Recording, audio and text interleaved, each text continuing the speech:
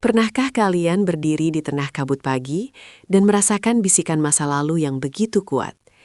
Di sini, di jantung Jawa, berdiri sebuah monumen yang menantang logika modern kita. Bayangkan, ribuan blok batu andesit yang disusun dengan presisi sempurna tanpa setetes pun semen. Bersama saya, kita akan melihat melalui mata gadis kecil Felicia yang terpesona oleh kemegahan ini. Rahasia apa yang sebenarnya disembunyikan oleh relief-relief bisu ini? Mari kita mulai perjalanan ini untuk mengungkap misteri yang telah terkubur selama lebih dari 1000 tahun. Halo teman-teman petualang, selamat datang di penjelajahan mendalam kita hari ini. Kita tidak hanya akan berjalan-jalan di candi, tapi kita akan membedah kecerdasan leluhur kita yang luar biasa. Felicia akan menjadi pemandu imajiner kita, membawa buku sketsanya yang penuh dengan pertanyaan tentang arsitektur kuno. Kita akan membahas dari mana batu-batu ini berasal, hingga bagaimana teknologi interlocking bekerja. Siapkan diri kalian untuk melihat Borobudur dari sudut pandang yang belum pernah kalian bayangkan sebelumnya. Mari kita mulai dengan fondasi utamanya, batu-batu andesit ini. Tahukah kalian bahwa Borobudur terdiri dari sekitar 2 juta blok batu yang berat totalnya mencapai jutaan ton? Felicia menyentuh permukaan batu yang dingin dan kasar, mencoba merasakan jejak tangan para pemahat ribuan tahun lalu. Dari mana batu-batu ini berasal? Para ahli percaya batu ini diambil dari sungai-sungai di sekitar Magelang seperti Sungai Progo dan Elo. Namun, pertanyaannya tetap sama. Bagaimana mereka membawa batu seberat itu tanpa alat berat modern? Proses pemindahan batu adalah misteri pertama yang Felicia tulis dalam catatannya. Bayangkan medan yang terjal dan hutan lebat pada abad ke-8. Teori populer mengatakan mereka menggunakan gajah, rakit kayu, atau bahkan teknik pengungkit yang sangat rumit. Tidak ada catatan tertulis yang menjelaskan metode pastinya, yang ada hanyalah spekulasi ilmiah. Felicia membayangkan ribuan orang bekerja bahu-membahu di bawah terik matahari demi sebuah visi spiritual yang agung. Kekuatan tekad manusia saat itu benar-benar melampaui teknologi yang mereka miliki. Lalu ada sosok legendaris bernama Gunadarma, sang arsitek yang konon menciptakan mahakarya ini. Legenda mengatakan bahwa bukit di kejauhan yang menyerupai profil manusia yang sedang tidur adalah Gunadarma yang sedang beristirahat. Felicia melihat ke arah bukit menoreh, mencoba mencocokkan siluet bukit itu dengan cerita rakyat yang ia dengar. Meskipun bukti sejarah tentang Gunadarma sangat minim, karyanya berdiri kokoh sebagai saksi bisu kejeniusannya. Ia berhasil menggabungkan konsep kosmologi Buddha dengan struktur fisik yang sangat stabil.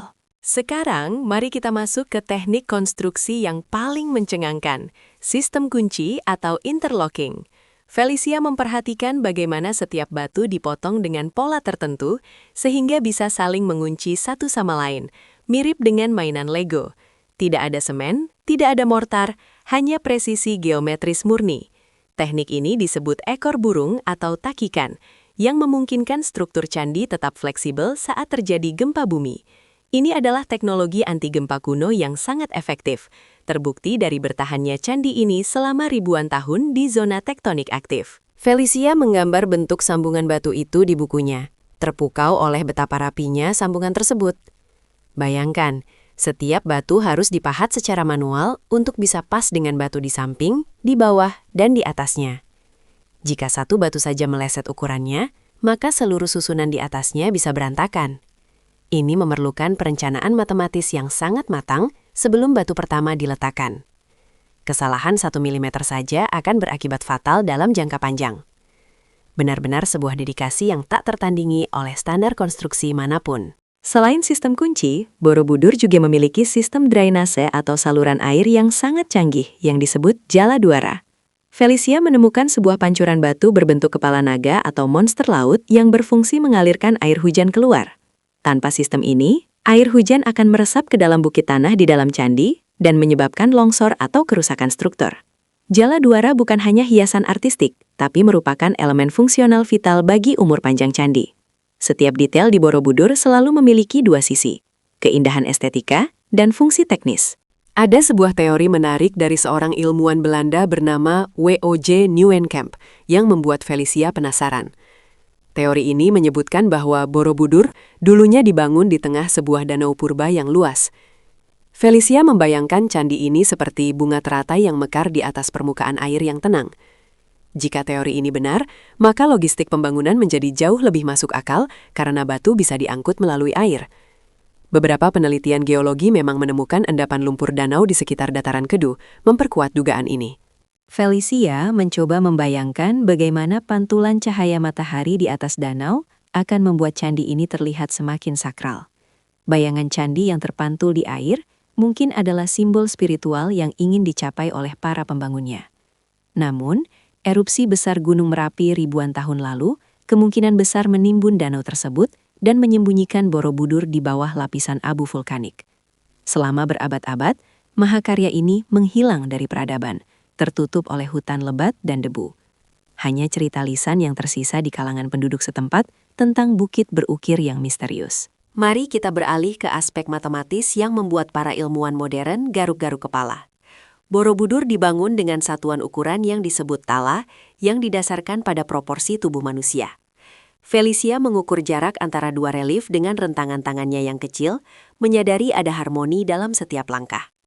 Angka-angka di Borobudur seringkali berhubungan dengan rasio emas atau golden ratio, sebuah prinsip matematika keindahan universal.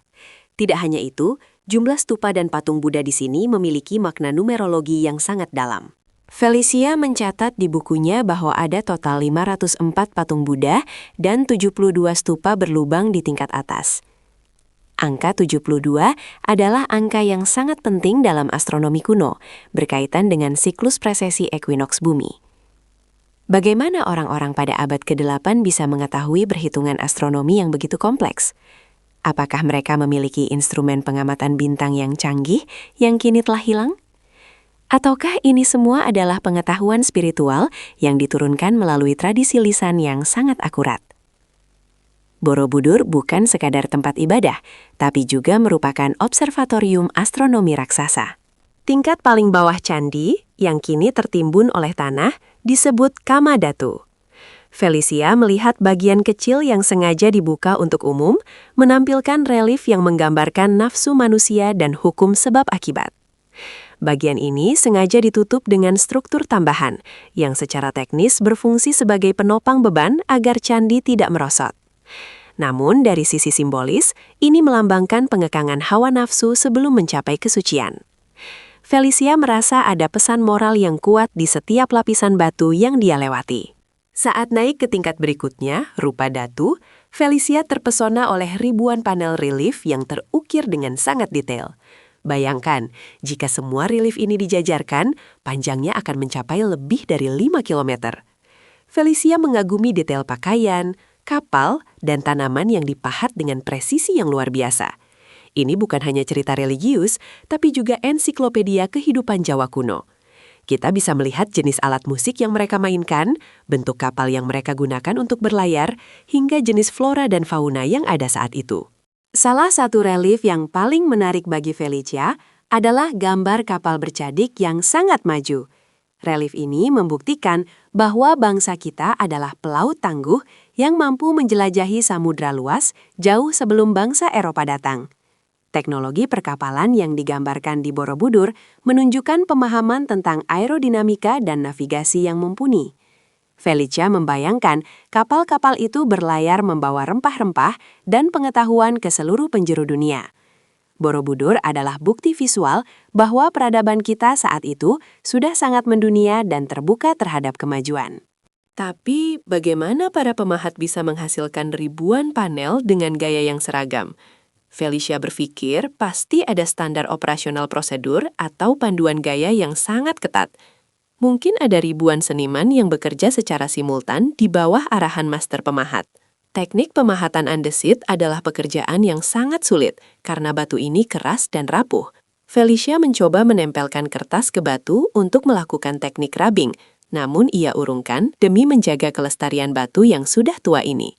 Penghormatan terhadap sejarah adalah hal terpenting yang ia pelajari hari ini. Sekarang kita sampai di tingkat tertinggi, Arupadatu, di mana bentuk candi berubah dari persegi menjadi lingkaran. Felicia merasakan perubahan atmosfer di sini. terasa lebih terbuka, tenang, dan dekat dengan langit. Stupa-stupa berlubang di sini mengandung patung Buddha yang sedang bermeditasi dalam posisi mudra tertentu. Felicia mencoba melihat ke dalam lubang stupa, mencari apa yang disebut Kunto Bimo, sebuah kepercayaan lokal tentang menyentuh patung untuk keberuntungan. Meskipun itu hanya mitos, bagi Felicia, itu menunjukkan hubungan emosional yang erat antara masyarakat dengan candi ini. Misteri besar lainnya adalah posisi stupa utama yang ada di puncak paling tengah. Felicia bertanya-tanya, apakah ada sesuatu di dalam stupa raksasa yang tertutup rapat itu? Saat pertama kali ditemukan oleh Sir Thomas Stamford Raffles, kabarnya stupa itu kosong. Namun, ada teori yang mengatakan bahwa stupa itu dulunya berisi sebuah patung Buddha yang belum selesai, atau mungkin peninggalan suci lainnya. Kekosongan stupa utama ini melambangkan konsep nirwana, atau ketiadaan, yang merupakan tujuan akhir dalam ajaran Buddha.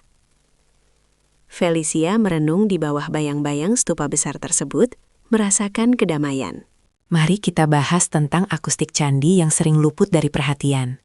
Felicia berbisik di satu sudut koridor, dan suaranya terdengar jernih di sisi lainnya. Struktur lorong dan dinding yang miring di Borobudur ternyata memiliki efek pemantulan suara yang unik. Beberapa peneliti menduga bahwa candi ini dirancang untuk melantunkan doa-doa yang akan beresonansi dengan struktur batu, menciptakan getaran yang menenangkan. Felicia mencoba menutup matanya dan mendengarkan suara angin yang masuk melalui celah-celah batu, seolah mendengar paduan suara dari masa lalu. Teknologi pencahayaan alami juga menjadi hal yang membuat Felicia kagum. Saat matahari terbit atau terbenam, posisi stupa dan gerbang dirancang sedemikian rupa agar cahaya masuk dan menyinari titik-titik tertentu. Ini bukan kebetulan, melainkan hasil perhitungan posisi matahari atau solar alignment yang sangat akurat. Pada hari-hari tertentu seperti equinox, cahaya matahari akan jatuh tepat di tengah gerbang utama. Felicia memperhatikan bagaimana beaman stupa bergerak perlahan seperti jam matahari raksasa yang menandai waktu bagi para biksu kuno. Banyak orang bertanya-tanya, bagaimana candi sebesar ini bisa hilang selama ratusan tahun? Felicia membaca di bukunya tentang letusan hebat Gunung Merapi pada tahun 1006 yang menutupi seluruh area dengan abu vulkanik. Vegetasi hutan kemudian tumbuh subur di atas tumpukan abu tersebut, menyembunyikan Borobudur dari mata dunia. Candi ini baru ditemukan kembali pada tahun 1814 oleh bantuan penduduk lokal yang melapor kepada Raffles. Felicia membayangkan kegembiraan para penemu saat pertama kali melihat puncak stupa menyembul dari balik rimbunnya hutan. Setelah ditemukan, Borobudur mengalami beberapa kali proses restorasi besar-besaran. Felicia melihat foto-foto lama restorasi dan kagum dengan ketelitian para arkeolog yang harus membongkar dan menyusun kembali jutaan batu tersebut. Mereka menggunakan teknologi komputer di tahun 1970-an untuk membantu mencocokkan kembali posisi setiap batu yang telah bergeser. Proyek ini didukung oleh UNESCO dan menjadi salah satu upaya penyelamatan situs sejarah terbesar di dunia. Felicia merasa bersyukur bahwa kerja keras orang-orang dari berbagai negara memungkinkan dia berdiri di sini hari ini.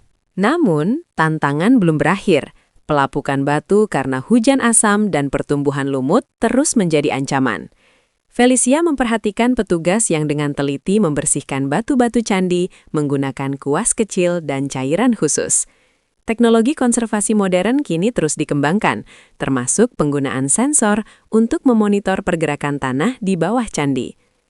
Felicia belajar bahwa menjaga warisan sejarah memerlukan dedikasi yang sama besarnya dengan membangunnya. Ia menuliskan sebuah janji di buku sketsanya untuk selalu menjaga kebersihan saat berkunjung ke tempat bersejarah. Kembali ke misteri pembangunannya. Beberapa teori alternatif yang liar bahkan menyebutkan keterlibatan peradaban luar angkasa atau teknologi levitasi batu. Felicia tersenyum membaca teori-teori itu, namun ia lebih memilih percaya pada keajaiban kecerdasan manusia.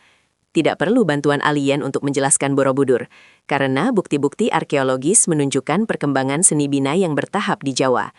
Kejeniusan Gunadarma dan ribuan pekerja itu terletak pada kemampuan mereka memahami alam dan hukum fisikanya. Bagi Felicia, kekuatan pikiran dan tangan manusia jauh lebih menakjubkan daripada cerita fiksi ilmiah. Felicia berjalan mengelilingi candi searah jarum jam, sebuah ritual yang disebut pradaksina. Di setiap langkahnya, ia melewati relief yang bercerita tentang perjalanan hidup Sang Buddha menuju pencerahan.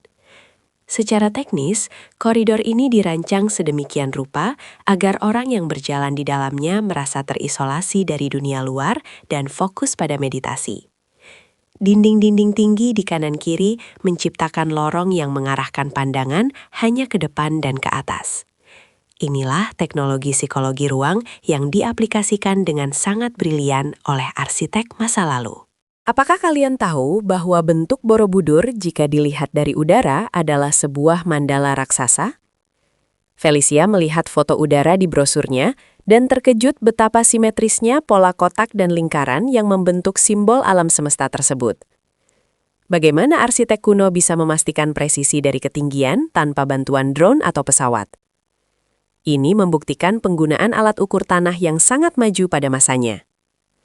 Pola mandala ini bukan hanya simbol spiritual, tapi juga merupakan blueprint teknik yang memastikan distribusi beban bangunan tersebar merata ke segala arah. Di balik semua teknologi kuno ini, tersimpan filosofi mendalam tentang keseimbangan antara manusia, alam, dan Tuhan.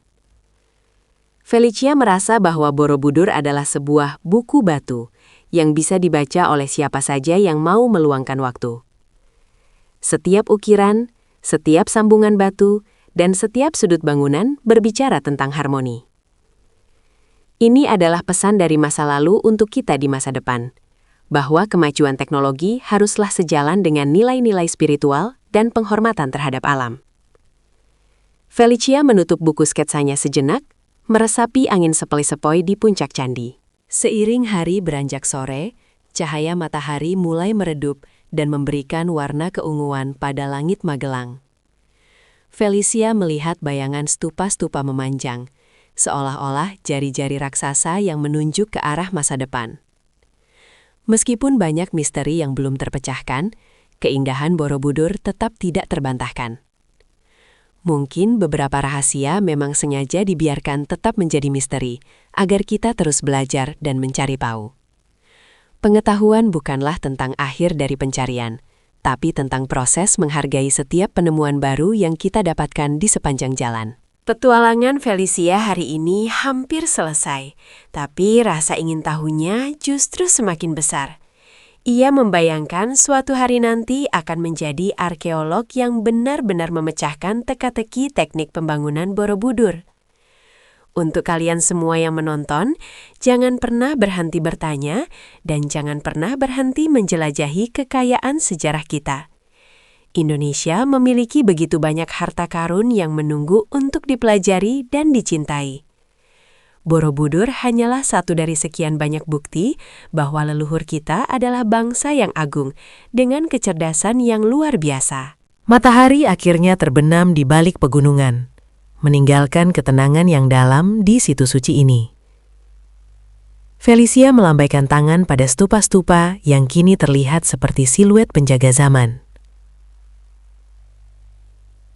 Perjalanan mengungkap teknologi kuno dan misteri Borobudur membawa kita pada kesadaran betapa kecilnya kita di hadapan waktu.